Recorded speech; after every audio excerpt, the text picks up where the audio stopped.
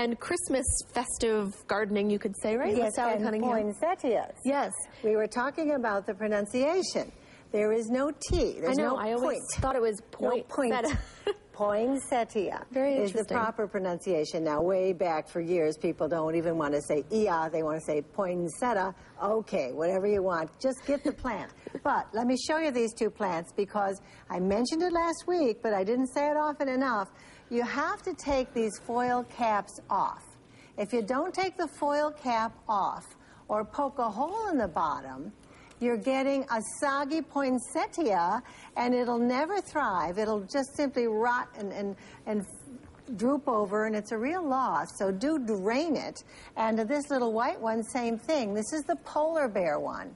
Now, this polar bear one, a portion of the proceeds go to Polar Bears International. A nice gift for an environmentally conscious person.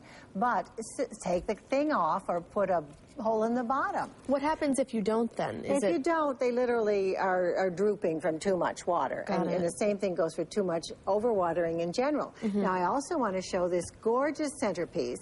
So and pretty. in the deal with the centerpiece, the thing is, it has a foam inside called Oasis. And that foam, you can either pour water into here or put water into this dish that it's in. Maybe hold it over the sink. These dishes aren't huge. But if you've bought a poinsettia or a pretty arrangement for someone, definitely never let the Oasis go dry or the whole thing will be dropping in 2 weeks. And you'd like this to last for several weeks. Why not? Actually, we have a caller on the line now. Okay. Jenna from Tonawanda. Good morning.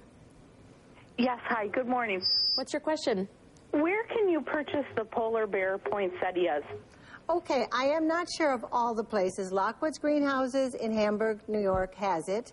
And I suspect in other places, because it was a pretty big marketing campaign, and I respect people want to do this cause-friendly purchasing. And it's a nice way to give a little something back as you're purchasing something pretty.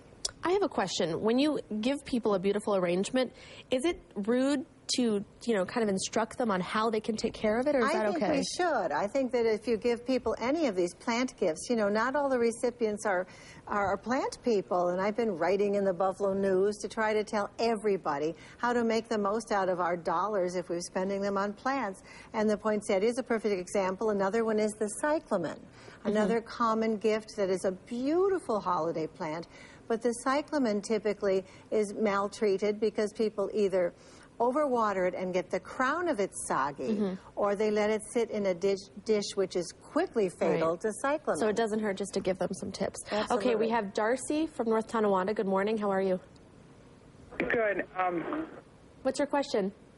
I wanted to know if poinsettias are bad for cats. Okay, we're going to bust that myth one more time. There was a myth went around 2 decades ago that a poinsettia was poisonous for your pets or your child or something. It was purely anecdotal. There was a child that supposedly got sick after hanging out with a poinsettia, but it was something else. They've never been toxic. The only thing about it, I will show you this.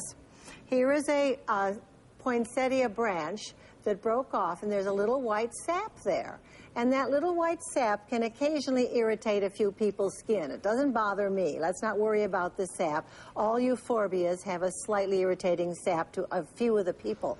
But you can eat it. I mean, we're not supposed to eat them. But it would take 500 pounds to have you throwing up. So for heaven's sakes, enjoy the poinsettia. Don't be afraid of the toxicity. But take care of your pets at holiday. Let's get the antifreeze out of the picture and all the other things that choke or poison them. Right. Okay, one more caller, Matt from Buffalo. Good morning. What's your question?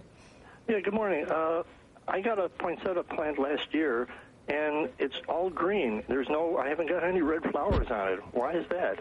Well, you are quite remarkable, fella, to have brought that poinsettia around all year. He had it outside, probably. It becomes a great big green shrub or a small plant and bring it back in the house. But to get them to rebloom is quite a rigmarole. You have to get it into absolute darkness from dusk till dawn for 2 or 3 months in a cool room. And if you break the light cycle, you've ruined the whole thing. So they need to think they're in a different climate. I say don't bother with that part. Just enjoy it, and congratulations on having a lovely green leafy houseplant.